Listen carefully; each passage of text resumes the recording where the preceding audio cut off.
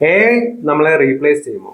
അതല്ലെങ്കിൽ ഈ ഒരു എ ഐ കാലഘട്ടത്തിൽ നമുക്ക് എങ്ങനെ ജോബ് നഷ്ടപ്പെടാതെ ഈ കോർപ്പറേറ്റിൽ പിടിച്ചു നിൽക്കാം എന്നുള്ള കാര്യങ്ങളൊക്കെയാണ് നമ്മൾ ഈ ഒരു വീഡിയോയിൽ നോക്കാൻ പോകുന്നത്. മെക്കൻസിയുടെ ഒരു റിപ്പോർട്ടിൽ പറയുന്നുണ്ട്, half of today's work activities could be automated between 2030 and 2060 with a mid point in 2045. അതായത് 2030 2060 ഇടയിലായിട്ട് ഏകദേശം ഒരു 2045 ഒക്കെ ആകുമ്പോഴേക്കും തന്നെ ഇന്നത്തെ മൊത്തം ആക്ടിവിറ്റീസിന്റെ പകുതി ആക്ടിവിറ്റീസ് നമുക്ക് ഓട്ടോമേറ്റ് ചെയ്യാൻ പറ്റും എന്നാണ് മെക്കൻസി പറയുന്നത്. നമുക്ക് ഓൾറെഡി അറിയാം, പല ഫീൽഡിലും ഇപ്പോൾ എ ഐ റെവല്യൂഷനൈസിങ് ആയിട്ടുള്ള കാര്യങ്ങൾ ചെയ്തുകൊണ്ടിരിക്കുകയാണ്. ഇപ്പോൾ മാനുഫാക്ചറിങ് ആണെങ്കിലും ഹെൽത്ത് കെയർ ആണെങ്കിലും ഒക്കെ എ ഐയുടെ ഇൻഫ്ലുവൻസ് ഉണ്ട്. ഹെൽത്ത് കെയറിൽ നോക്കുകയാണെങ്കിൽ പല ഡിസീസസും പ്രെഡിക്റ്റ് ചെയ്യാൻ പറ്റുന്നുണ്ട് എ ഐ വെച്ചിട്ട്. ഡോക്ടേഴ്സിനേക്കാളും ബെറ്റർ ആയിട്ട് ചെയ്യാൻ പറ്റുന്നുണ്ട്. ഈ മാനുഫാക്ചറിങ് യൂണിറ്റ്സിലൊക്കെ ആണെങ്കിലും ഇപ്പോൾ നമുക്ക് റോബോട്ട്സ് ഒക്കെ വെച്ച് ഭയങ്കര റിപ്പീറ്റീവ് ആയിട്ടുള്ള ടാസ്കുകളൊക്കെ ഓട്ടോമേറ്റ് ചെയ്യാൻ വേണ്ടി ഓൾറെഡി പറ്റിയിട്ടുണ്ട്. മെക്കൻസിയുടെ മറ്റൊരു റിപ്പോർട്ടിൽ പറയുന്നത്, over the next 3 years 92% of companies plan to increase their A I investment. അതായത് അടുത്തൊരു 3 വർഷത്തിനുള്ളിൽ 92% കമ്പനീസും അവരുടെ എ ഐ ഇൻവെസ്റ്റ്മെന്റ്സ് കൂട്ടാൻ വേണ്ടി പ്ലാൻ ചെയ്യുന്നുണ്ടെന്ന്. അതായത് എല്ലാ കമ്പനീസും ഇപ്പോൾ എ ഐയുടെ പിറകെ പോയിക്കൊണ്ടിരിക്കുകയാണ്. അപ്പോൾ ഒരു 2030 ഒക്കെ ആകുമ്പോഴേക്കും എ ഐ എല്ലാ ഇൻഡസ്ട്രീസിലും അതിന്റെ ചുവട് ഉറപ്പിച്ചിട്ടുണ്ടാവും അല്ലെ? അതായത് ഇത് ഭയങ്കര എഫിഷ്യന്റ് ആണ്, സ്കേലബിൾ ആണ്, പിന്നെ മനുഷ്യന്മാരെ അത്ര കോസ്റ്റും ഇല്ല. അപ്പോൾ എല്ലാ ഇൻഡസ്ട്രീസിലും എ ഐ ഉടൻ തന്നെ വരും എന്നതിൽ ഒരു ഡൗട്ടും ഇല്ല. മോസ്റ്റ്ലി ഭയങ്കര റിപ്പീറ്റീവ് ആയിട്ടുള്ള അല്ലെങ്കിൽ റുട്ടീൻ ടാസ്കുകളൊക്കെ ഉണ്ടാവില്ല, അതൊക്കെ ആയിരിക്കും ഫസ്റ്റ് ഓട്ടോമേറ്റ് ചെയ്യാം. അതായത് നമുക്ക് കൂടുതലായിട്ട് ആലോചിച്ച് അല്ലെങ്കിൽ ഒരു ജഡ്ജ്മെന്റിന്റെ ഒന്നും ആവശ്യമില്ലാതെ തന്നെ വളരെ റിപ്പീറ്റീവ് ആയിട്ട് ഡെയിലി നമ്മൾ ചെയ്യുന്ന ടാസ്കുകൾ അല്ലെങ്കിൽ സെയിം സ്റ്റെപ്സ് ഫോളോ ചെയ്യുന്ന ടാസ്കുകൾ, അങ്ങനെയുള്ള ടാസ്കുകളൊക്കെ ആയിരിക്കും പെട്ടെന്ന് തന്നെ ആദ്യം ഓട്ടോമേറ്റ് ചെയ്യപ്പെടുക. അഡ്മിനിസ്ട്രേറ്റീവ് ആയിട്ടുള്ള ടാസ്കുകളൊക്കെ ഉണ്ടാകും. നമ്മൾ റിപ്പീറ്റഡ് ആയിട്ട് ഡെയിലി സെയിം പ്രോസസ്സ് ചെയ്യുന്ന ടാസ്കുകൾ, customer care agents, email response handlers, receptionist, appointment schedule ചെയ്യുന്ന ആളുകൾ, ജൂനിയർ കോഡേഴ്സ്, അങ്ങനെയുള്ള പല ഫീൽഡുകളിലും നമുക്ക് ഓട്ടോമേഷൻ ഉടൻ തന്നെ വരുന്നതായിട്ട് പ്രതീക്ഷിക്കാവുന്നതാണ്. അങ്ങനെയാണെങ്കിൽ ഇതൊക്കെ കേട്ടിട്ട് നമ്മൾ പേടിക്കേണ്ട ആവശ്യമുണ്ടോ? ഉണ്ട്. നമ്മൾ കൃത്യമായിട്ടുള്ള ഒരു എ ഐ ലിറ്ററസി നമുക്ക് ഇല്ലെങ്കിൽ ഇങ്ങനെ ഇത്രയും ഓട്ടോമേഷൻസും കാര്യങ്ങളൊക്കെ വരുമ്പോൾ നമുക്ക് നമ്മുടെ ജോലി നഷ്ടപ്പെട്ടേക്കാം. ഇപ്പം പല മീംസിലും കണ്ടിട്ടില്ലേ, എ ഐ നിങ്ങളെ റീപ്ലേസ് ചെയ്യില്ല, പക്ഷേ എ ഐ പഠിച്ച ഒരാൾ അല്ലെങ്കിൽ എ ഐ യൂസ് ചെയ്യാൻ പഠിച്ച ഒരാൾ നിങ്ങളെ റീപ്ലേസ് ചെയ്യാനുള്ള ചാൻസ് കൂടുതലാണ്. അത് തന്നെയാണ്. അപ്പോൾ നമ്മൾ എ ഐ പഠിക്കുക എന്നുള്ളതാണ് നമുക്ക് ചെയ്യാൻ പറ്റിയൊരു കാര്യം. എന്തായാലും എ ഐ കംപ്ലീറ്റ്ലി കോർപ്പറേറ്റ് മനുഷ്യന്മാരെ മൊത്തമായിട്ട് ഒഴിവാക്കില്ല.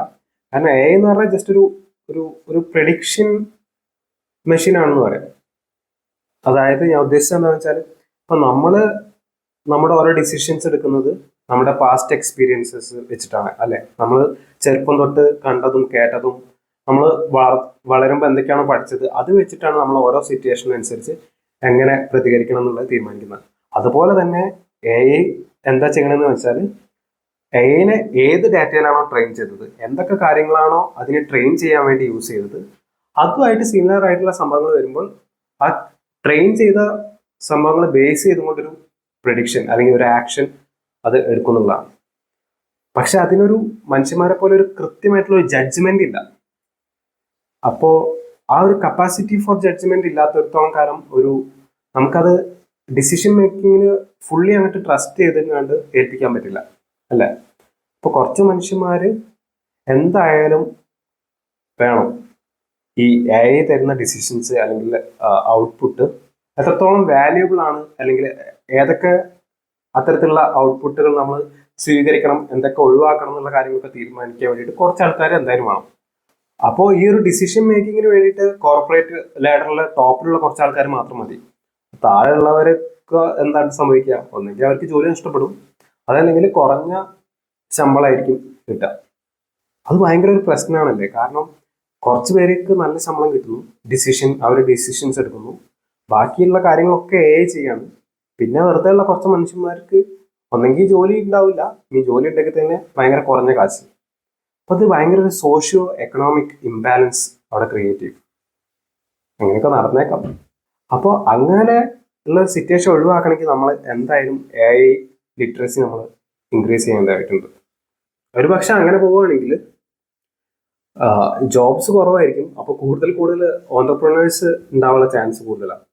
അതായത് ജോലി അപേക്ഷിച്ചിട്ട് കിട്ടാനില്ല. അപ്പം നമുക്ക് വേണമെങ്കിൽ ഓരോ പുതിയ കമ്പനി സ്റ്റാർട്ട് ചെയ്യാം. കാരണം നമുക്ക് വേണ്ട എല്ലാ സംഭവങ്ങളും നമ്മുടെ വിരൽത്തുമ്പിൽ തന്നെ ഉണ്ട്. AI വെച്ച് കണ്ട് നമുക്ക് ചെയ്യാൻ പറ്റും. അതായത് ഞാൻ പറഞ്ഞത് AI will not eliminate jobs, പക്ഷെ ആ ഒരു ജോബ്സിന്റെ ഇതുവരെയുള്ള സെറ്റപ്പ് മൊത്തമായിട്ടൊന്ന് ട്രാൻസ്ഫോം ചെയ്യാണ് ഉണ്ടാവുക. അങ്ങനെ ഈ റുട്ടീൻ ആയിട്ടുള്ള ടാസ്കുകളൊക്കെ AI ഓട്ടോമേറ്റ് ചെയ്യുമ്പോൾ മനുഷ്യന്മാരെ സംബന്ധിച്ചിടത്തോളം അത് നല്ലൊരു കാര്യം. കാരണം മനുഷ്യന്മാർക്ക് കുറെ ക്രിയേറ്റീവ് തിങ്കിങ്ങിനുള്ള ടൈം കിട്ടുകയാണ്. അതായത് മനുഷ്യന്മാർക്ക് കുറച്ചും കൂടി ഹയർ ലെവലായിട്ടുള്ള കോഗ്നേറ്റീവ് ടാസ്കുകളിൽ ഫോക്കസ് ചെയ്യാൻ പറ്റും. ക്രിയേറ്റീവ് ആയിട്ടുള്ള കാര്യങ്ങൾ, problem solving and strategic thinking, അങ്ങനെയുള്ള കാര്യങ്ങളിൽ കൂടുതൽ ടൈം ഇൻവെസ്റ്റ് ചെയ്യാൻ വേണ്ടി പറ്റും. അത് ഞാൻ വേണമെങ്കിൽ ഒരു എക്സാമ്പിൾ വെച്ച് പറഞ്ഞുതരാം. അപ്പോൾ കമ്പ്യൂട്ടർ വരുന്നതിന് മുമ്പായിട്ട്, അതായത് ഒരു 1970 കാലഘട്ടങ്ങൾ, അതായത് കമ്പ്യൂട്ടർ ഉണ്ട് പക്ഷെ അത്രത്തോളം പോപ്പുലർ ആയിട്ടില്ല. അപ്പോൾ ആ ഒരു ടൈമിൽ വർക്ക് ചെയ്യുന്ന കുറച്ച് എഞ്ചിനീയേഴ്സ് നമുക്ക് നോക്കാം. ഈ എഞ്ചിനീയേഴ്സ് ഒരു ബ്രിഡ്ജ് ഡിസൈൻ ചെയ്യാമെന്ന് വിചാരിക്കാം, ഒരു പാലം. അപ്പോൾ ഒരു പാലം ഡിസൈൻ ചെയ്യുമ്പോൾ അവരെങ്ങനെയായിരിക്കും ചെയ്തിട്ടുണ്ടാവുക? അവർ പെന്നും പേപ്പറും ഒക്കെ എടുത്തിട്ട് കടലാസിൽ ഇങ്ങനെ വരച്ച് ഓരോ ഡിസൈൻ നോക്കുന്നു. അതിൻ്റെ സ്ട്രെങ്ത് എത്രത്തോളം ഉണ്ട്, അതിൻ്റെ സ്ട്രക്ചറൽ എത്രത്തോളം കാപ്പബിലിറ്റി ഉണ്ട്, സ്ട്രക്ചറിന് എത്രത്തോളം സപ്പോർട്ട് ചെയ്യാൻ പറ്റും, അങ്ങനെയുള്ള കുറേ മാനുവൽ കാൽക്കുലേഷൻസ് അവർ പേപ്പറിൽ ചെയ്യുന്നു. ഓരോ ഡിസൈൻ വരയ്ക്കുന്നു. എന്തെങ്കിലും ചെറിയ വ്യത്യാസം വരികയാണെങ്കിൽ അത്രയും പേപ്പർ മൊത്തം വലിച്ചു കീറി കളഞ്ഞുകൊണ്ട് വീണ്ടും ആദ്യം തൊട്ട് വരയ്ക്കുന്നു, കാൽക്കുലേറ്റ് ചെയ്യുന്നു. ഈ പാലത്തിന് എത്ര സ്ട്രെങ്ത് ഹോൾഡ് ചെയ്യാൻ പറ്റും, എത്ര വെയിറ്റ് സപ്പോർട്ട് ചെയ്യാൻ പറ്റും, അങ്ങനെയുള്ള കാര്യങ്ങളൊക്കെ അവർ ചെയ്യാണ്. അപ്പോൾ ഇതൊരു ആഴ്ചകളോളം നീണ്ടു പോകുന്നൊരു പ്രോസസ്സാണ്. കൃത്യമായിട്ടൊരു കോംപ്ലക്സ് ആയിട്ടുള്ളൊരു പാലൊന്നും നമുക്ക് ഡിസൈൻ ചെയ്യാൻ പറ്റില്ല അന്നത്തെ കാലത്ത്. ഭയങ്കര ടൈം കൺസ്യൂമിങ് ആയിട്ടുള്ളൊരു പ്രോസസ്സായിരുന്നു.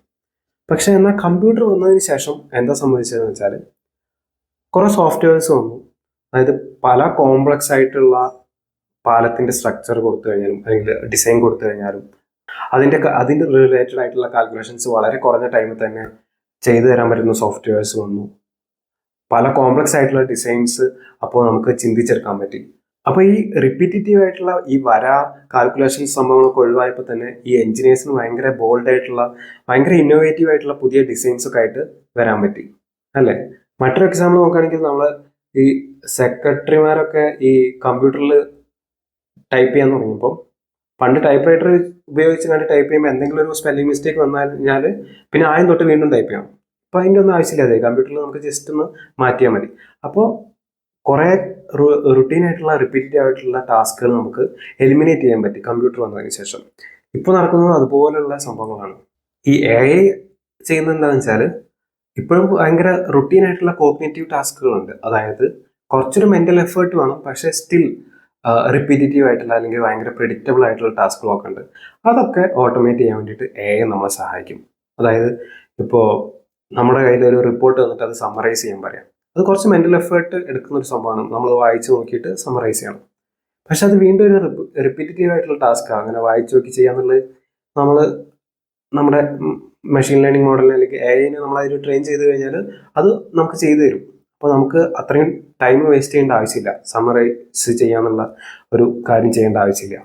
അതുപോലെ തന്നെ ഇമെയിൽസ് സോർട്ട് ചെയ്യുക, അല്ലെങ്കിൽ ഡാറ്റ അനാലിസിസ്, അല്ലെങ്കിൽ പാറ്റേൺ റെക്കഗ്നിഷൻ, ഈ സംഭവങ്ങളൊക്കെ നമുക്ക് AI വെച്ചങ്ങാണ്ട് ചെയ്യാൻ പറ്റും. അപ്പോൾ നമുക്ക് അത്തരത്തിലുള്ള റിപ്പീറ്റേറ്റീവ് ആയിട്ടുള്ള ടാസ്കുകൾ ഒഴിവാക്കാൻ പറ്റും.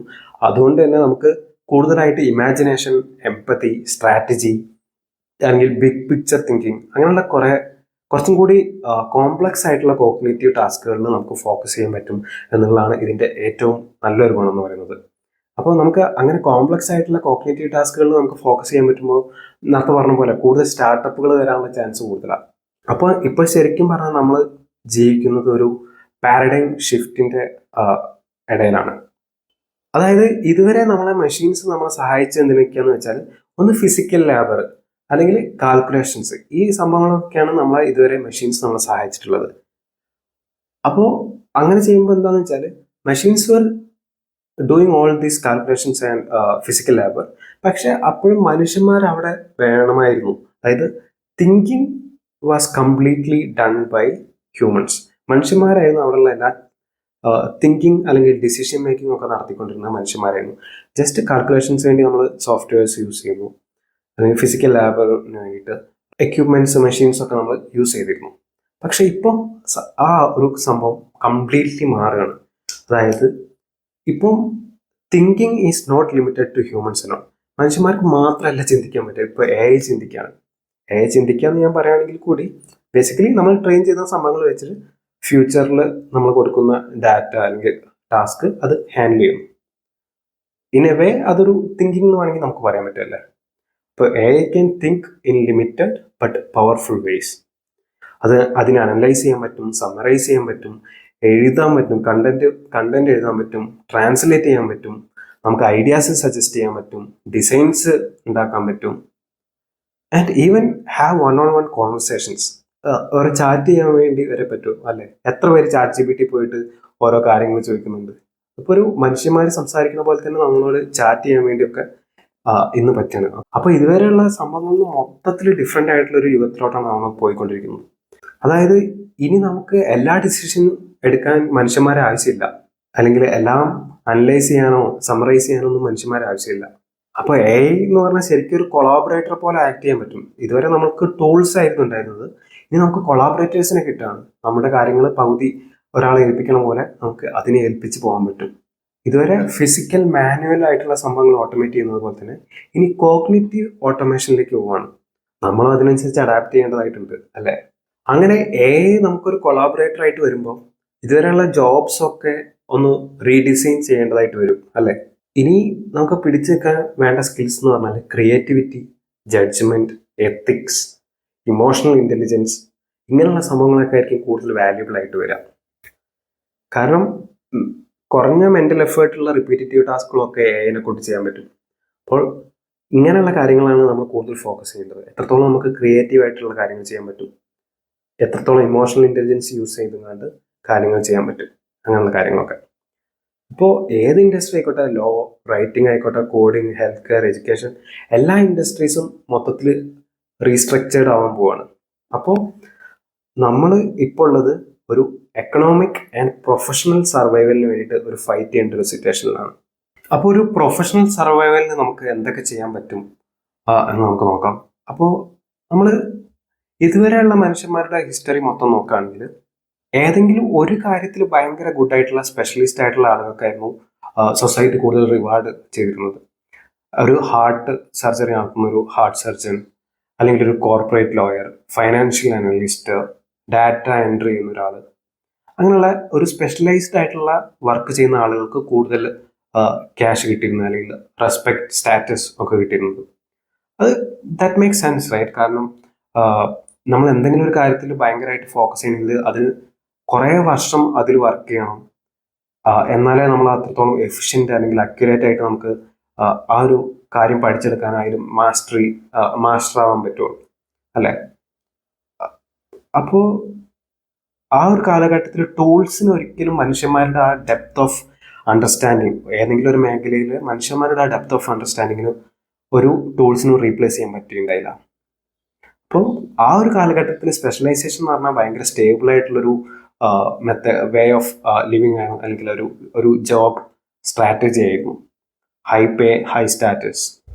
പക്ഷേ ഇപ്പോൾ എ ഐ വരുമ്പോൾ ആ ഒരു മോഡലും മൊത്തത്തിൽ ഡിസ്റപ്റ്റ് ആവാൻ പോവാണ്. കാരണം എ ഐക്ക് ഇപ്പോൾ ഏതെങ്കിലും ഒരു സംഭവം കൊടുത്തു കഴിഞ്ഞാൽ അതിന് ഇൻസ്റ്റൻ്റ് ആയിട്ട് അതിൽ സ്പെഷ്യലൈസ് ചെയ്യാൻ പറ്റും. അത് നമ്മൾ ഓൾറെഡി പല മേഖലകളിലും ഇപ്പോൾ അത് കണ്ടു തുടങ്ങിയിട്ടുണ്ട്. എ ഐ ചാറ്റ് ബോർഡ്സ് ഒക്കെ ഡോക്ടേഴ്സിനേക്കാളും ബെറ്റർ ആയിട്ട് അസുഖങ്ങൾ ഡയഗ്നോസ് ചെയ്യാൻ തുടങ്ങി. പിന്നെ ഈ ലീഗൽ ഡോക്യുമെന്റ്സ് ഒക്കെ സമ്മറൈസ് ചെയ്യുന്നതിന് ലോയേഴ്സിനേക്കാളും ബെറ്റർ ആയിട്ട് ചാറ്റ് ബോർഡ്സിന് എ ഐക്ക് ചെയ്യാൻ പറ്റുന്നുണ്ട്. ഭയങ്കര ഫാസ്റ്ററായിട്ടും ബെറ്റർ ആയിട്ടും ചെയ്യാൻ പറ്റുന്നുണ്ട്. അപ്പോൾ സ്പെഷ്യലൈസേഷൻ കുറച്ച് റിസ്ക്കിയാണ് അറ്റ് ദ മൊമെന്റ്. നിങ്ങളിപ്പോൾ ഒരു കാര്യം മാത്രം ചെയ്യുകയാണെങ്കിൽ ആ ഒരു സംഭവം എ ഐ റീപ്ലേസ് ചെയ്യാനുള്ള ചാൻസ് വളരെ കൂടുതലാണ്. A I learns to do that thing and you are exposed. ആ ഒരു കാര്യം എ ഐ ചെയ്യാൻ പഠിച്ചു കഴിഞ്ഞാൽ പിന്നെ നിങ്ങൾക്ക് അവിടെ വലിയ വാല്യൂ ഇല്ല. ആ ഒരു വാല്യൂ ചെയ്യുന്നത് നിങ്ങൾ അവിടെ നിന്ന് ഒഴിവാക്കപ്പെടും. അപ്പോൾ അങ്ങനെ സ്പെഷ്യലൈസ് ചെയ്യുമ്പോൾ മറ്റൊരു ബുദ്ധിമുട്ട് എന്ന് പറഞ്ഞാൽ ലോ അഡാപ്റ്റബിലിറ്റി. പെട്ടെന്ന് നമുക്ക് വേറൊരു ഫീൽഡിലോട്ട് സ്വിച്ച് ചെയ്യാനും പറ്റില്ല. അപ്പോൾ ഈ ഒരു കാലഘട്ടത്തിൽ ശരിക്കും പറഞ്ഞാൽ ഒരു ജനറലിസ്റ്റ് ആവുന്നതായിരിക്കും കുറച്ചും കൂടി ബെറ്റർ ആയിട്ടുള്ള ഒരു സ്ട്രാറ്റജി എന്നാണ് തോന്നുന്നത്. അപ്പോൾ ഇതുവരെയുള്ള ഡിമാൻഡ് എന്ന് പറഞ്ഞാൽ ഒരു ഒരു സ്പെസിഫിക് ടാസ്ക് ചെയ്യാൻ പറ്റിയിട്ടുള്ള ഒരു ഇതിൽ നിങ്ങൾ മാസ്റ്റർ ചെയ്യാന്നുള്ളതായിരുന്നു. ഒരു സ്കാൽപ്പിലൊക്കെ പോലെ, ജസ്റ്റ് ഒരു കത്തി പോലൊക്കെ. പക്ഷെ ഇനിയുള്ള വരാൻ പോകുമ്പോൾ അതിനെ കൊണ്ട് കാര്യമില്ല. നിങ്ങളൊരു സിസ് ആർമി നൈഫ് ഒക്കെ കണ്ടില്ല, കുറേ ടൂൾസ് ഉള്ള കുറേ സംഭവങ്ങൾ ഹാൻഡിൽ ചെയ്യാൻ പറ്റുന്ന ഒരു നൈഫ്. അതായത് ഒരു സിസ് ആർമി നൈഫ് പോലെ ഭയങ്കര വേഴ്സറ്റൈൽ, റിസോഴ്സ്ഫുൾ, അല്ലെങ്കിൽ പല ടൂൾസ് ഹാൻഡിൽ ചെയ്യാൻ പറ്റുന്ന ഒരാളായി നിങ്ങൾ മാറിയാൽ മാത്രമേ ടുമാറോ, നാളെ നമുക്ക് പിടിച്ചു നിൽക്കാൻ പറ്റത്തുള്ളൂ. ഈവൻ സാം ആൾട്ട്മാൻ, ഓപ്പൺ എഐന്റെ CEO പറയുന്നുണ്ട്, 1% $1 billion കമ്പനി പോസിബിൾ ആണ്. അതായത് ഒരൊറ്റ ആളെ കൊണ്ട് $1 billion കമ്പനി ഉണ്ടാക്കിയെടുക്കാൻ പറ്റുന്നൊക്കെയാണ്. ആലോചിച്ച് നോക്കിയേ. കാരണം അത്രമാത്രം ടൂൾസ് നമ്മുടെ കയ്യിലുണ്ട്. നമ്മൾ അതെല്ലാ ഫീൽഡും ഹാൻഡിൽ ചെയ്യാൻ പഠിക്കുകയാണെങ്കിൽ അത് എളുപ്പമായിരിക്കും. അങ്ങനെയാണെങ്കിൽ 2025 മുതൽ ഇനി അങ്ങോട്ട് പോകുമ്പോൾ നമ്മൾ സ്പെഷ്യലൈസ് ചെയ്തുകൊണ്ട് പ്രത്യേകിച്ച് കാര്യം ഉണ്ടാവുമെന്ന് പറയാൻ പറ്റില്ല. AI ആ ഒരു മേഖലയിൽ സ്പെഷ്യലൈസ് ചെയ്യാൻ തുടങ്ങിയാൽ പിന്നെ പ്രത്യേകിച്ച് കാര്യം ഉണ്ടാവില്ല. സോ ഒരു AI ജനറലിസ്റ്റ് ആയിട്ട് മുന്നോട്ട് പോകുന്നുള്ളതായിരിക്കും കുറച്ചും കൂടി പ്രാക്ടിക്കൽ ആയിട്ടുള്ളൊരു സ്ട്രാറ്റജി എന്നാണ് എനിക്ക് തോന്നുന്നത്. അതായത് ബിസിനസ്സിൻ്റെ എല്ലാ മേഖലകളിലും AI ടൂൾസ് യൂസ് ചെയ്തുകൊണ്ട് ഹാൻഡിൽ ചെയ്യാൻ പറ്റുന്ന രീതിയിലേക്ക് നമ്മൾ വളരുകയാണെങ്കിൽ വളരെ നല്ലതായിരിക്കും. അപ്പോൾ അതിനൊക്കെ അതെന്തെങ്കിലും ആയിക്കോട്ടെ, അതൊക്കെ നമ്മൾ പഠിച്ച് വരണോ അല്ലേ? അപ്പോൾ ഏറ്റവും ഫസ്റ്റ് സ്റ്റെപ്പ് എന്ന് പറഞ്ഞാൽ AI ലിറ്ററസി നേടുക എന്നുള്ളതാണ്. നമുക്ക് AI യൂസ് ചെയ്തുകൊണ്ട് എന്തൊക്കെ ഇപ്പോൾ ചെയ്യാൻ പറ്റും എന്നുള്ളതാണ് നമ്മൾ നോക്കേണ്ടത്. അപ്പോൾ ഈ ഒരു മൊമെന്റിൽ നമുക്ക് ചെയ്യാൻ പറ്റുന്ന അല്ലെങ്കിൽ പഠിച്ചെടുക്കാൻ പറ്റുന്ന കുറച്ച് സ്കിൽസ് എന്തൊക്കെയാണെന്നുള്ളത് ഞാൻ പറയാം. ഒന്നെന്ന് പറയുന്നത് AI അസിസ്റ്റഡ് ആയിട്ടുള്ള ആപ്സ് അല്ലെങ്കിൽ സോഫ്റ്റ്വെയർ ഡെവലപ്മെന്റ് ആണ്. അതിനൊക്കെ പല സോഫ്റ്റ്വെയർസ് ഓൾറെഡി അവൈലബിൾ ആണ്. ബോൾട്ട് ന്യൂ, റെപ്ലിറ്റർ, അങ്ങനെയുള്ള സോഫ്റ്റ്വെയർസ് ഒക്കെ ഉണ്ട്. നിങ്ങൾക്ക് ട്രൈ ഔട്ട് ചെയ്യാം. രണ്ടാമതായിട്ട് പറയാനുള്ളത് ഓട്ടോമേഷൻസ് ആണ്. ഓട്ടോമേഷൻസിൽ എന്തൊക്കെയാണ് വരുന്നത്? അതായത് ഒരു ഡിജിറ്റൽ വർക്കർ ക്രിയേറ്റ് ചെയ്യാൻ പഠിക്കുക. അപ്പോൾ ഡിജിറ്റൽ വർക്കേഴ്സ് എന്ന് പറഞ്ഞാൽ ഒന്നുമില്ല, മനുഷ്യന്മാരെ പോലെ തന്നെ വർക്ക് ചെയ്യുന്ന ഡിജിറ്റൽ ആയിട്ടുള്ള വർക്കേഴ്സ്. പല കമ്പനീസും ഇനി ഡിജിറ്റൽ വർക്കേഴ്സിനെ ആയിരിക്കും പ്രിഫർ ചെയ്യുക. കാരണം അവർക്ക് ഒരു മനുഷ്യന് കൊടുക്കുന്ന സാലറിയുടെ കുറച്ച് കോസ്റ്റേ ഉള്ളൂ അത് ബിൽഡ് ചെയ്യാൻ വേണ്ടിയിട്ട്. പിന്നെ അവർ 24/7 വർക്ക് ചെയ്തോളും, കംപ്ലൈൻറ്റ്സ് ഉണ്ടാവില്ല, പിന്നെ ലൈറ്റ് ഇടേണ്ട ആവശ്യമില്ല, ചിലവ് കുറവാണ്, ഭയങ്കര എഫിഷ്യൻ്റ് ആണ്, എറർ വരാനുള്ള ചാൻസ് ഒക്കെ വളരെ കുറവാണ്. സോ ഡിജിറ്റൽ വർക്കേഴ്സ് അല്ലെങ്കിൽ AI ഏജൻറ്റ്സ് ബിൽഡ് ചെയ്യാന്നുള്ളത് വളരെ ഇമ്പോർട്ടൻ്റ് ആയിട്ടുള്ള സ്കില്ലാണ്, നമ്മൾ പഠിച്ചെടുക്കേണ്ട ഒരു സ്കില്ലാണ്. അങ്ങനെ AI ഏജൻറ്റ്സ് ബിൽഡ് ചെയ്യുക, പിന്നെ AI ബേസ്ഡ് ആയിട്ടുള്ള വർക്ക് ഫ്ലോ ഓട്ടോമേഷൻസ് ഇപ്പം ഞാൻ പറഞ്ഞ കോംപ്ലക്സ് ആക്കുന്നില്ല സംഭവം. ലെറ്റ്സ് സേ നമ്മളൊരു HR ഒരു ജോബ്, HR ഇപ്പം പല പ്രൊഫൈൽസും ഓൺലൈനായിട്ട് നോക്കിയിട്ട് ആളുകളെ ഷോർട്ട് ലിസ്റ്റ് ചെയ്യുന്നു, പല ഫോമും കൊടുത്തിട്ട് ആൾക്കാരോട് താല്പര്യമുള്ളവരോട് എഴുതാൻ പറയുന്നു, ഫോം ഫില്ല് ചെയ്യാൻ പറയുന്നു.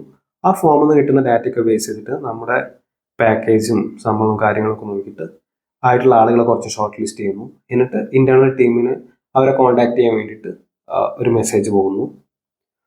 റിജക്റ്റഡ് ആയിട്ടുള്ളവർക്ക് ഒരു മെയിൽ അയക്കുന്നു. അങ്ങനെയുള്ള റിപ്പീറ്റേറ്റീവ് ആയിട്ടുള്ള കുറേ ടാസ്കുകൾ ഉണ്ടല്ലേ, കുറഞ്ഞ മെന്റൽ എഫേർട്ട് ഉള്ള എന്നാൽ റിപ്പീറ്റേറ്റീവ് ആയിട്ടുള്ള ടാസ്കുകൾ. അങ്ങനെയുള്ള ടാസ്കുകളൊക്കെ ചെയ്യാൻ വേണ്ടിയിട്ട് ഓരോ ടാസ്കുകളും ഈ ഒരു ഫ്ലോ ഉണ്ടല്ലോ, ആദ്യം ഫോം ഫില്ല് ചെയ്യുന്നത് തൊട്ട് ഇമെയിൽ അയക്കുന്ന വരെയുള്ള സംഭവങ്ങളൊക്കെ ഒരു ഓട്ടോമേറ്റ് ചെയ്യാണ്. അതാണ് വർക്ക് ഫ്ലോ ഓട്ടോമേഷൻ എന്ന് പറയുന്നത്. മറ്റൊന്നെന്ന് പറഞ്ഞാൽ പ്രോംപ്റ്റ് എഞ്ചിനീയറിംഗ് ആണ്. അത് വളരെ ഇമ്പോർട്ടൻ്റ് ആണ്. കാരണം AI എത്രത്തോളം അഡ്വാൻസ്ഡ് ആണെങ്കിൽ കൂടി നമ്മൾ നല്ലൊരു പ്രോംപ്റ്റ് കൊടുത്തില്ലെങ്കിൽ നമുക്ക് വേണ്ട ഒരു ഔട്ട്പുട്ട് കിട്ടില്ല. പ്രോംപ്റ്റ് എഞ്ചിനീയറിംഗ്, API ഇൻ്റഗ്രേഷൻസ്, അതായത് ഈ AI വർക്ക് ഫ്ലോയിലൊക്കെ നമുക്ക് ആവശ്യമുള്ളതാണ് API ഇൻ്റഗ്രേഷൻസ്. അതൊക്കെ എന്താണ് നമ്മൾ ഇനി വരുന്ന വീഡിയോസിൽ നോക്കുന്നതായിരിക്കും. പിന്നെ ഉള്ളതാണ് AI അസിസ്റ്റഡ് കണ്ടന്റ് ക്രിയേഷൻ. ഇപ്പോൾ ഇമേജ് ജനറേഷൻ ആണെങ്കിൽ, വീഡിയോ ജനറേഷൻ ആണെങ്കിലും ഒക്കെ നമുക്ക് AI ടൂൾസ് ഉണ്ട്. ഇപ്പോൾ മിഡ്ജേണി, ഡാളി, റെപ്ലിക്കേറ്റിംഗ്, ഇതൊക്കെ ഇമേജ് ജനറേഷൻ ഉണ്ട്. പിന്നെ വിയോ ഒക്കെ ഉണ്ടല്ലോ വീഡിയോ ജനറേഷന് വേണ്ടിയിട്ട്.